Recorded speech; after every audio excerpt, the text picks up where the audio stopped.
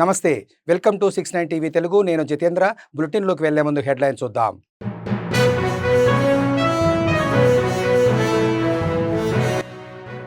నగరంలో అనధికార భవన నిర్మాణాలు పెరుగుతున్నాయన్న గోషామాల్ ఎమ్మెల్యే. నిబంధనలు ఉల్లంఘించిన వారిపై కఠిన చర్యలు తీసుకోవాలన్న రాజాసింగ్.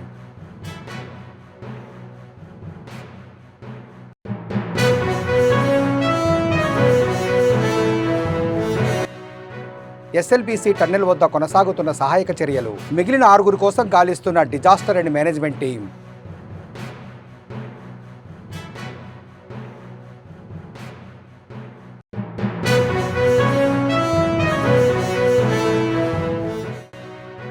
గత వైసీపీ నిరంకుశ పాలనలో టీడీపీ కార్యకర్తలు అనేక ఇబ్బందులకు గురయ్యారు. కార్యకర్తయే అధినేత అనే పేరుతో నూతన కార్యక్రమానికి శ్రీకారం చుట్టిన టీడీపీ నేత వర్మ.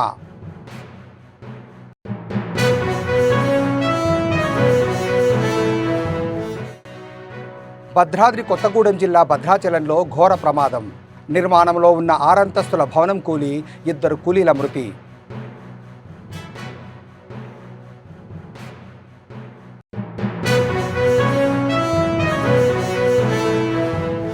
భద్రాచలంలో ఇటీవల జరిగిన సంఘటన తర్వాత గోషామహల్ బీజేపీ ఎమ్మెల్యే రాజాసింగ్ తన నియోజకవర్గంలో అక్రమ భవన నిర్మాణాల గురించి ఆందోళన వ్యక్తం చేశారు. అనధికార నిర్మాణాల సంఖ్య పెరుగుతుండడంపై ఆయన అధికారులను ప్రశ్నించారు. నిబంధనలు ఉల్లంఘించిన వారిపై కఠిన చర్యలు తీసుకోవాలని కోరారు. అక్రమ అభివృద్ధి నిరోధించడానికి భవన నిబంధనలను సక్రమంగా అమలు చేయాల్సిన అవసరాన్ని రాజాసింగ్ నొక్కి చెప్పారు. హైదరాబాదులో పట్టణ ప్రణాళిక చట్టం అమలుపై ఆయన వ్యాఖ్యలు చర్చలకు దారితీశాయి.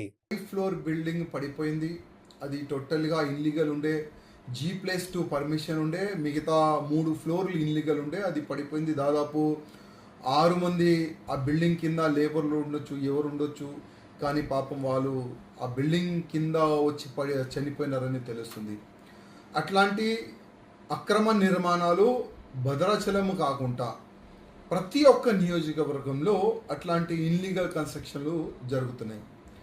నా నియోజకవర్గంలో కూడా చాలా వరకు ఇన్లీగల్ కన్స్ట్రక్షన్ జరుగుతుంది.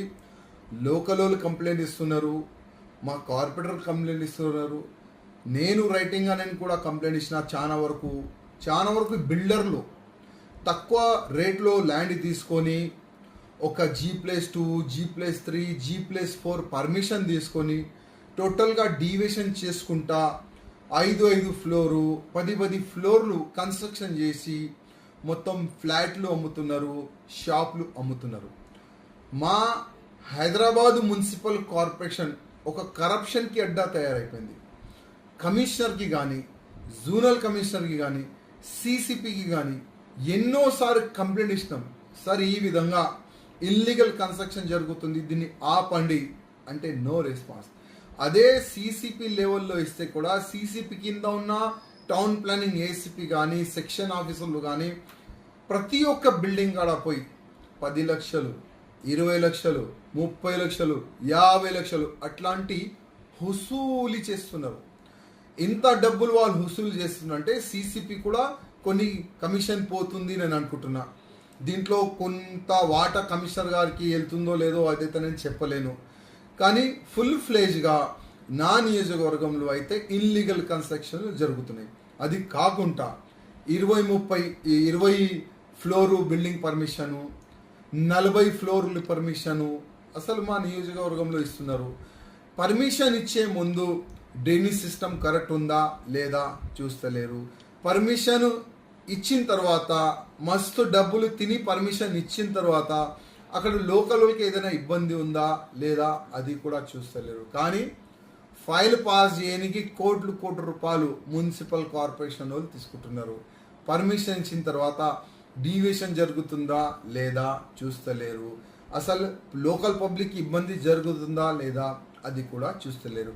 నేను ప్రత్యేకంగా మా మున్సిపల్ మినిస్టర్ గారికి, ముఖ్యమంత్రి గారికి రిక్వెస్ట్ చేస్తున్నా, ఇట్లాంటి కరప్టెడ్ CCP కరప్టెడ్ ఉన్నాడా లేక ఈ మున్సిపల్ టౌన్ ప్లానింగ్ ACP కానీ ఈ సెక్షన్ ఆఫీసర్లు ఇంకా ఎస్ఎల్బీసీ టన్నెల్ కార్యాలయం వద్ద టన్నెల్ లోపల కొనసాగుతున్న సహాయక చర్యలపై disaster and management special chief secretary Aravind Kumar, SLBC tunnel ప్రమాదంపై సహాయక చర్యల పర్యవేక్షణకు నియమించబడిన ప్రత్యేక అధికారి శివశంకర్ ఇతర ఉన్నతాధికారులతో సమీక్షా సమావేశం నిర్వహించారు.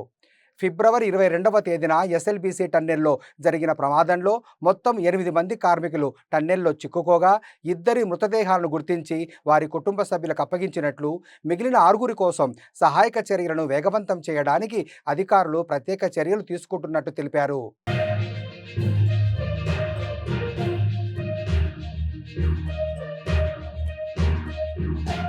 గత వైసీపీ ప్రభుత్వంలో జగన్మోహన్ రెడ్డి నిరంకుశ పాలనలో తెలుగుదేశం పార్టీ కార్యకర్తలు అనేక ఇబ్బందులకు గురి అయ్యారని పిఠాపురం మాజీ ఎమ్మెల్యే వర్మ ఆవేదన వ్యక్తం చేశారు. తెలుగుదేశం పార్టీ కార్యకర్తల సమస్యలను పరిష్కరించేందుకు రాష్ట్ర వ్యాప్తంగా చేపట్టిన కార్యకర్త ఏ అధినేత అనే పేరు మీద సమస్యలకు పరిష్కార కార్యక్రమాన్ని వర్మ ఆధ్వర్యంలో నిర్వహించారు. పిఠాపురం నియోజకవర్గం నుండి వేలాదిగా తెలుగుదేశం పార్టీ నాయకులు, కార్యకర్తలు ఈ కార్యక్రమానికి విచ్చేసి మాజీ ఎమ్మెల్యే వర్మకు వారి సమస్యలను చెప్పుకుంటూ వినతి పత్రాలు అందజేశారు. కాగా సత్వరమే పరిష్కారమయ్యే సమస్యలను వర్మ అక్కడికక్కడే పరిష్కరించారు. పార్టీ దృష్టిలో పెట్టాలని మరి ఆదేశాలు జారీ చేయడం జరిగింది.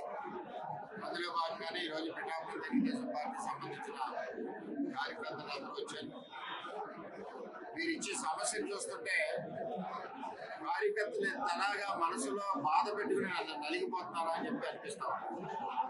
ఇచ్చేదంటే గత ప్రభుత్వంలో రోడ్లు వేయకపోవడం, మంచినీళ్ళు కొనాలి కట్ చేయడం, ఉన్న పెన్షన్లు కట్ చేయడం, బీసీ కార్పొరేషన్ లోన్లు కానీ ఇవ్వకపోవడం, హౌసింగ్ ఇవ్వకపోవడం, చాలా సమస్యలు తెలుగుదేశం పార్టీ కార్యకర్తలు 5 సంవత్సరాలు కూడా అలుపెరగిన పోరాటం చేశారు.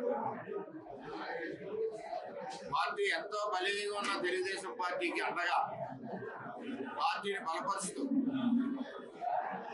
ఇలా నిజంగా తెలుగుదేశం పార్టీ బలంగా ఉంది అన్న కారణానికి ఏంటంటే సభ్యత్వే మీరు చూశారు, 1 కోటి మంది సభ్యత్వం గారు. అంటే ఇంతమంది పిల్లర్స్ తో ఉంది ఈ పార్టీ. రామారావు గారు పెట్టిన పార్టీ ఏ మొత్తాన్ని పెట్టారో కానీ చాలా బలంగా ఉంది. అయినా ఒక్కోసారి ఒడిదుడుకులు వస్తాయి కాబట్టి మొన్న జగన్మోహన్ రెడ్డి మీద 5 సంవత్సరాలు కూడా పార్టీ కార్యకర్తలు మరి అలుపు లేకుండా పోరాడారు.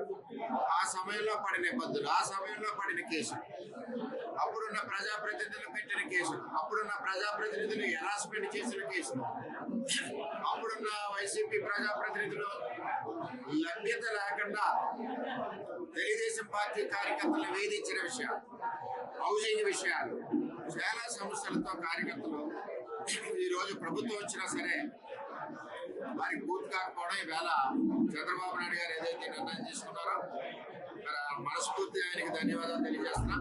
ఇంకేదంటే మన కార్యకర్తలు ఎంత ఇబ్బందులు పడ్డారా, ఆ 5 సంవత్సరాలు ఎన్ని అవమానాలు పడ్డారా అన్నది కళ్ళెదురు కనబడుతుంది. నాకు కూడా చాలా బాధగా చూస్తుంటే బాధేస్తుంది. మరి ఆ విధంగా ఈ సమస్యలన్నీ పరిష్కారం అవుతాయని చెప్పి పార్టీ పెద్దలు మరి చంద్రబాబు నాయుడు గారిని, పార్టీ అధ్యక్షుల్ని నారా లోకేష్ గారిని కోరుకున్నా. ఇంకేదంటే ఈ తెలుగుదేశం పార్టీకి ఓడిపోయిన పార్టీని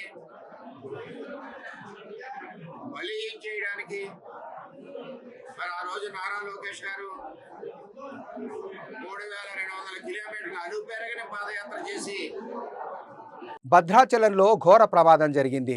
భద్రాచలం పంచాయతీ ఆఫీస్ దగ్గర నిర్మాణంలో ఉన్న ఓ 6 అంతస్తుల భవనం కూలిపోయింది. భవనంలో పనిచేస్తున్న కార్మికుల్లో 2 అక్కడికక్కడే ప్రాణాలు కోల్పోయారు. సమాచారం అందుకున్న పోలీసులు, రెస్క్యూ సిబ్బంది ప్రమాద స్థలికి చేరుకొని సహాయక చర్యలు ప్రారంభించారు. జేసీబీలతో శిథిలాలను తొలగిస్తున్నారు. మృతదేహాలను వెలికి తీసేందుకు పోలీసులు తీవ్రంగా శ్రమిస్తున్నారు.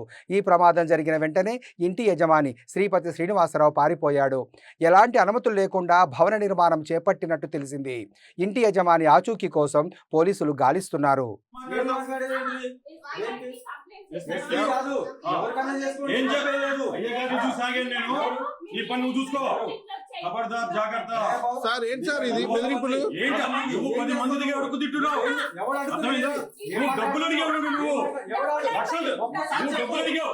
సాక్ష్యం చెప్పు, సాక్ష్యం చెప్పు. డబ్బులు అడిగావు నువ్వు. డబ్బులు ఇస్తే అంటున్నావు. మిమ్మల్ని అందరినీ ఏరిపారేస్తా నేను. మిమ్మల్ని అందరినీ ఏరిపారేస్తా. జాగ్రత్త.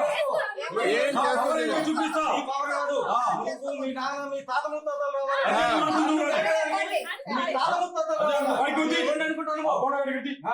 ఏమండి వాడు వీడు కాదు, రెస్పెక్ట్. నువ్వు విరమించుకో. ఇది ఎక్కడికి వెళ్ళి చూడు చూడు.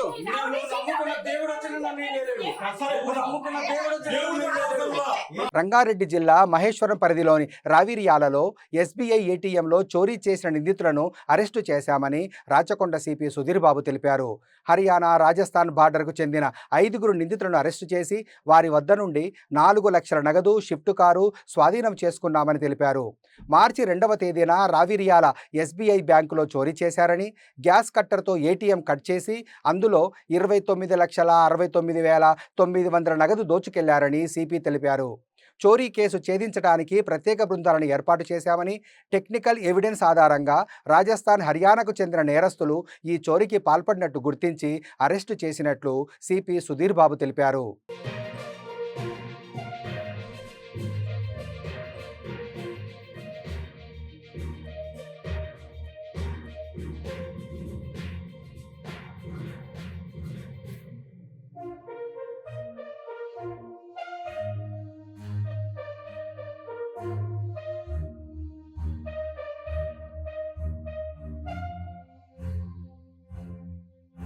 A lot of policing is happening in our commissionate limits. About 65 to 70 teams every day visible policing లో మన ఏరియాలో తిరుగుతాయి. ఏఆర్ నుంచి వచ్చిన అధికారులు కూడా ఒక సిస్టమేటిక్ గా లా అండ్ ఆర్డర్ పోలీసింగ్ లో ఉండాల్సినటువంటి మెలకువలు ఏం తెచ్చుకోవాలి, ఒక క్రిమినల్ పట్టుకోవాల్సిన అవసరాలు ఏంటివి, ఏం అబ్జర్వ్ చేయాలి అని ఒక కాంప్రిహెన్సివ్ ఇంక్లూజివ్ పాలసీలో మేము ఏఆర్ అంటే ఓన్లీ ఆర్మ్డ్ రిజర్వ్ పనులే కాదు, సివిల్ పోలీసింగ్, సివిల్ పోలీస్ చేసే దాంట్లో అఫెన్సెస్ డిటెక్షన్లో కానీ, ప్రివెన్షన్లో కానీ, టెక్నాలజీ యూటిలైజేషన్లో, టెక్ టీమ్స్లో కానీ ఇన్వాల్వ్ అయ్యి వాళ్ళు చేయాలనే ఒక కాంప్రహెన్సివ్ ఇంక్లూజివ్ పాలసీలో మేము ఎఫర్ట్స్ పెడుతున్న మూలంగా ఇంత పెద్ద అఫెన్స్ జరిగిన చాలా తక్కువ టైంలో డిటెక్ట్ చేయడంతో పాటు వేరే నేరాలలో కూడా వాళ్ళను ఇన్వాల్వ్ అనేది మనం బయటకు తీసాం. అంతేకాకుండా ఈ న్యూట్రలైజ్ చేసాం. వీళ్ళందరినీ మనము ఇన్ని కేసులు ఉన్నారు కాబట్టి certainly they will go in PD act. So they will be this kind of offences మనము చాలా రోజుల వరకు జరగకుండా ఉండే విధంగా చేసాం. బట్ వన్ థింగ్, ఈ ఇంటర్ విలేజెస్ లో ఉన్న వాళ్ళంతా ఉన్న అక్కడ యూత్ ని కలిపి అఫెన్స్ చేస్తున్నారు. ఇప్పుడు మనం చెప్పిన 7 అఫెన్సెస్ లో ఒకటే టీం పార్టిసిపేట్ చేయలేదు. ఆ ఊర్లో ఎవరు అందుబాటులో ఉంటే వాళ్ళని తీసుకొని అఫెన్స్ చేస్తున్నారు. So next time they will do someone else who is available in this. But entire village లో ఉన్నటువంటి వాళ్ళు ఇటువంటి యాక్టివిటీస్ లో ఇన్వాల్వ్ అవుతున్నారు. ఏటీఎం సెంటర్స్ పైన అటాక్ చేసి ఇట్లా గ్యాస్ కట్టర్స్ యూటిలైజ్ చేసి కట్ చేసి దెన్ మనకు కెమెరాలో చిక్కకుండా వచ్చేసి కానీ but we have lot of methodology. Entire area is now fitted with cameras and whatever the route to take also we can identify and locate. Only ఆ particular ఏరియాలో కెమెరాను బ్లర్ చేస్తే డిటెక్ట్ కాము పట్టుకోబడము అనుకుంటే that is they're living in false consciousness.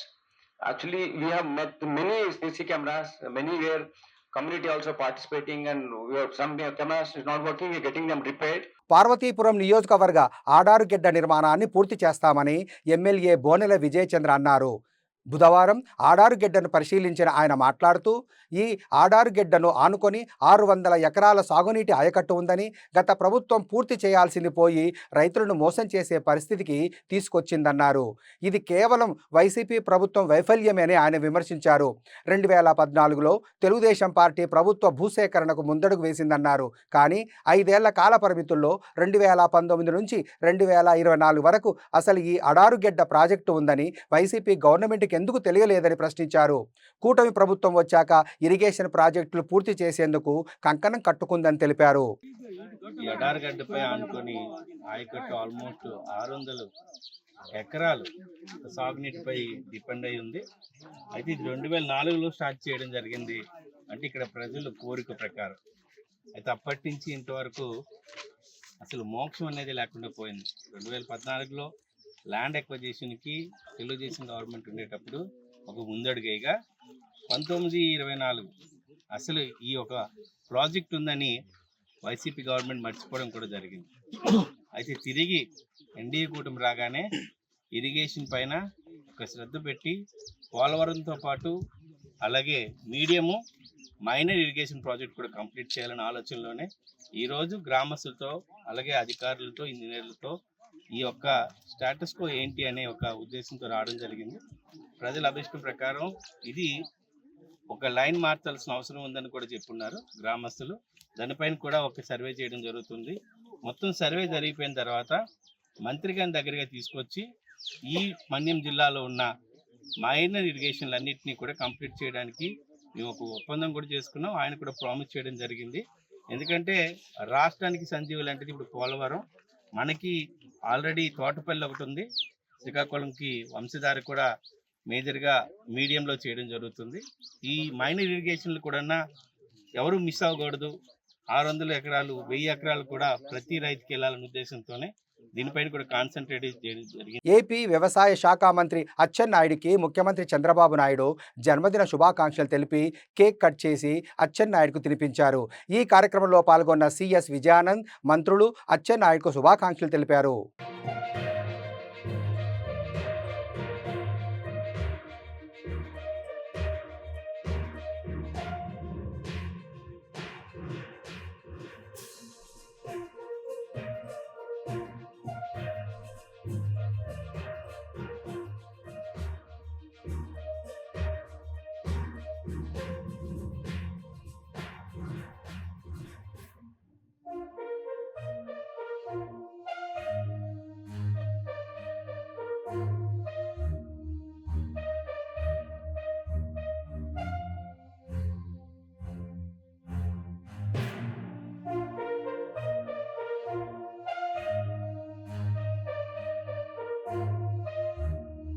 Sangareddy జిల్లా సదాశివపేట పట్టణ పరిధిలోని నగర సంకీర్తనలో భాగంగా ప్రభు మందిర్, పెద్ద మఠం, భవానీ మందిరం, శ్రీరామ కళామందిరంలో వైభవంగా లింగాష్టక పారాయణం, హనుమాన్ చాలీసా పారాయణం భక్తి శ్రద్ధలతో పార్టీలకు అతీతంగా వివిధ పార్టీల నాయకులు, వ్యాపారస్తులు స్వచ్ఛందంగా వందలాదిగా పాల్గొన్నారు. ఈ కార్యక్రమం ప్రతిరోజు నిర్వహించబడుతుందని హిందూ వాహిని ముఖ్యులు పవన్ గౌడ్ తెలిపారు.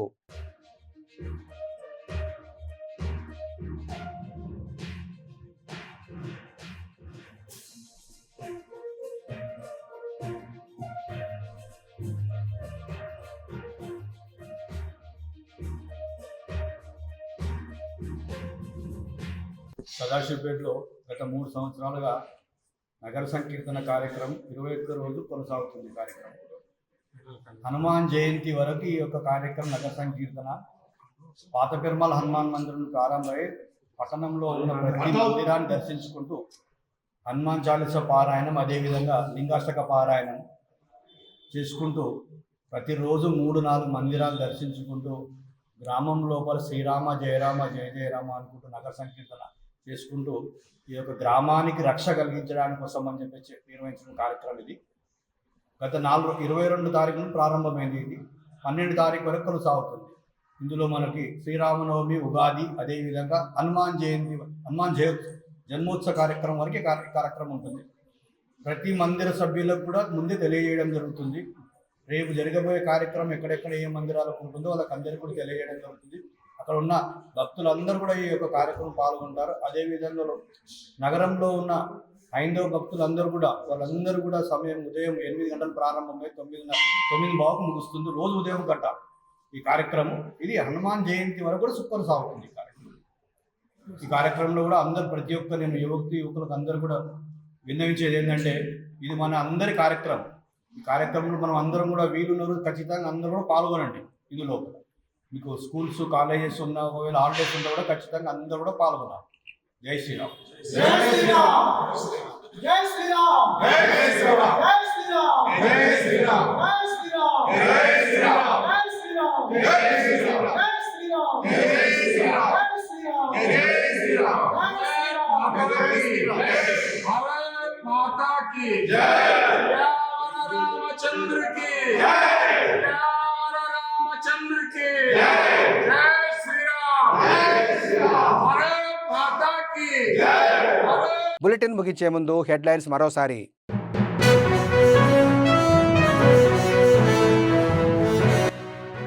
నగరంలో అనధికార భవన నిర్మాణాలు పెరుగుతున్నాయన్న గోషామాల్ ఎమ్మెల్యే. నిబంధనలు ఉల్లంఘించిన వారిపై కఠిన చర్యలు తీసుకోవాలన్న రాజాసింగ్.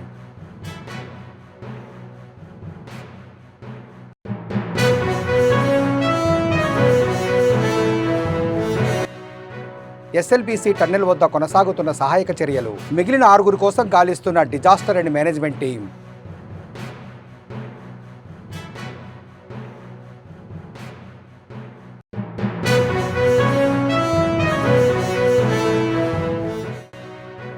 గత వైసీపీ నిరంకుశ పాలనలో టీడీపీ కార్యకర్తలు అనేక ఇబ్బందులకు గురయ్యారు. కార్యకర్తయే అధినేత అనే పేరుతో నూతన కార్యక్రమానికి శ్రీకారం చుట్టిన టీడీపీ నేత వర్మ.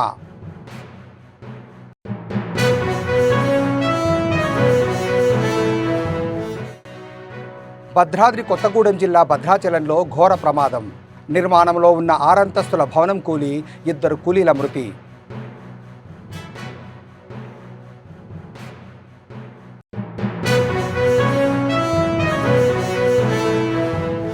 మరిన్ని అప్డేట్స్ కోసం చూస్తూనే ఉండండి 69 టీవీ తెలుగు.